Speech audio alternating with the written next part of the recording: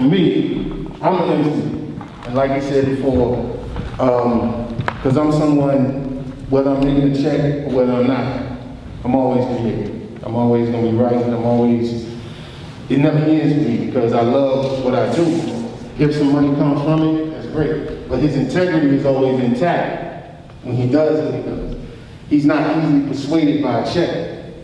A rapper, however, is the one who may have some talent, but he's more concerned about commercial success, about the money aspect of it, about the fame, and all of those things that come with it. An MC is concerned about respect and upholding all the values that the culture is embodied.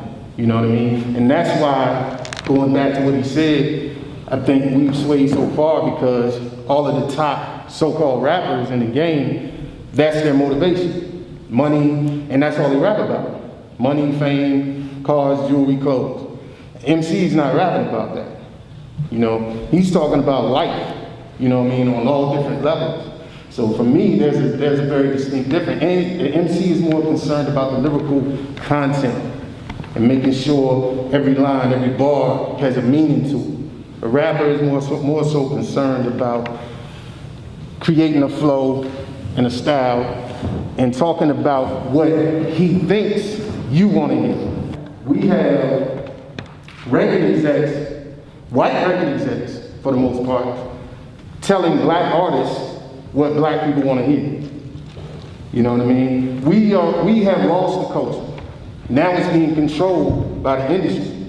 You know, and before, when it wasn't making money, we controlled it. Now that it's making money, we've been pimped out to continue to exploit a narrative that isn't 100% true of our culture. You know, because if you really think about it, if you listen to the radio, hip hop is the only music that speaks devastation into its own people. You don't hear that in pop music, country music, or any other genre, but we speak it, and it's being dictated to us, you know. But that goes back, but not to veer off of the point. Well, wait, no, that's a valid point because here's the thing. The thing is this, that a lot of people are discussing MCing and rapping, and what you really have to understand, when we're talking about the culture, we're talking about people who love the art form. When you're talking about a rapper that's just out there to get a check, my perfect prime example is Jay-Z. This is why I'm going to use Jay-Z as a prime example, because Jay-Z said, I'm in it for the business. So if the business of music is make a record, exploit it, get money, fuck the culture. I got nothing to do with that. Niggas want to pray to hip-hop, let them pray to it. What I'm going to do is pray on it. I'm going to get this money, say what the people want to hear, and get a check. And that's the difference between the culture and the business. Once there was money put in the game, remember we had before the dollars, after dollar, AD, and before commercial, before the cash. So BC, before the cash, everybody was about the culture. AD, 1990, after the dollars came, it became more about how do I sell records. And when people say, we sold our culture, no, we sold the culture.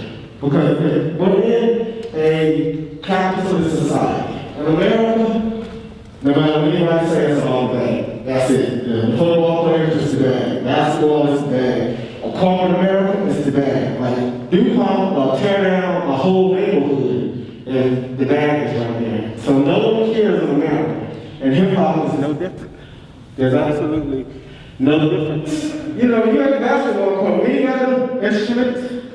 Give me one. Give me a hot 16. You understand? They've been begging for bars in only a year. Think different when you spend a few years on the tier. This industry is full of white record execs trying to tell black artists what black people want to hear. They don't play the same hand you dealing us. The debt is stacked, the prison is filling up. If you ain't rapping about drug dealing, drug use, disrespect, and self-hate, you ain't real enough.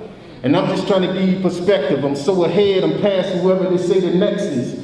Because once you redefine what success is, you start to reevaluate who the best is. The B.I., G.S., T.Y. Singing "I Fell Off" was like putting Joe before the G.I. Like old McDonald putting O before the E.I. like a giant putting full film before the FIFA. I've been doing this since I was knee-high. Denzel flow. It's like I'm reliving the book of Eli. Every night I wait for God to bless me. And every morning I wake up, it's his reply. There you go. So that is what MC is all about. Because if you remember that, we started having our new lyrics because we grew up in a generation where the lyrics matter at a certain time. You know, there are MCs that still are just about the fun. I credit Will Smith to stay true to his game. He came out like a fun jokester and remained that way. And turned on me, but I was already grown, so he was like a corny kid to me. But he had great music. It just, I was grown in that. But then he made a lane and stayed there. The reason I give Will so much respect is because he made millions of dollars and never changed his perspective, his identity in music. So at the time, go ahead. What you're saying. At that time, because this is the thing, what Will did was a true image of part of our life. He brought the suburbs. And that's my thing. Right now, and I think a lot of variables come into play as to why you hear the music you hear. Back then, there was a balance. You had the Will Smiths, your Public Enemies, your Run DMCs, your Beastie Boys, your LL Cool J's, and they would all do the same show. Yes. You know, now, because the industry isn't making the money it used to, they're playing a safe dollar on what they see, what they feel like is the better bet to make money. And that's why you get in a flux in so many artists that sound exactly the same. And that trickles down into artists who are really trying to come up in the game. So they feel like they're going in shopping their demos and the record labels are saying, hey, well, you gotta sound like this, you gotta sound like this. This is what's selling. So you can have a very creative dude who could be very lyrical, but he's so hungry to get in this game that he's gonna compromise who he is to feed that. And I think that's where we at. That's why we're getting the amount of dumbed down music that we get. I do think I'm not here to diss any of that. There's a place for everything. There's a place for the whack records, as well as the Kendrick Lamars and the J. Cole's. But Kendrick and J. Cole don't sell like Carter. They're not making that type of bread. You need definitely. So they're gonna put their money where they know they're gonna get a return on their investment as well as a profit. He just said, I mean, it would be easier, it would be easy than if you get side. That goes back to being an MC. I have to be my authentic self. I can't make up a life, you know what I mean, or a narrative that isn't true to me. So I wasn't living that life. I wasn't a gangster. I wasn't into that. So I rapped about what was pertinent to my life. In the 80s and early 90s, artists were true to their life.